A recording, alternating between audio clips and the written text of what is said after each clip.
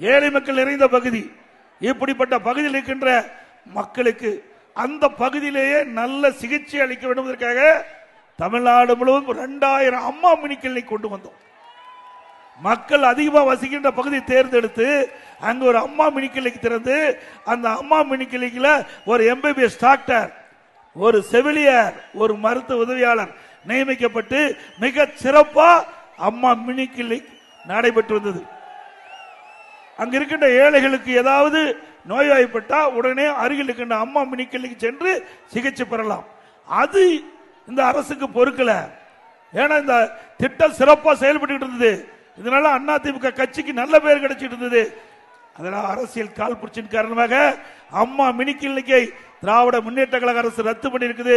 மீண்டும் உங்கள் துணையோடு அதிமுக ஆட்சி அமைந்த பிறகு திரு ஸ்டாலின் அவர்களே, நீங்க 2000 அம்மா மினி கிளினிக் தான் ரத்து பண்ணிருக்கிறீங்க. மீண்டும் அதிமுக ஆட்சி வளர்ந்த பிறகு 4000 அம்மா மினி கிளினிக் திறக்கப்படும்.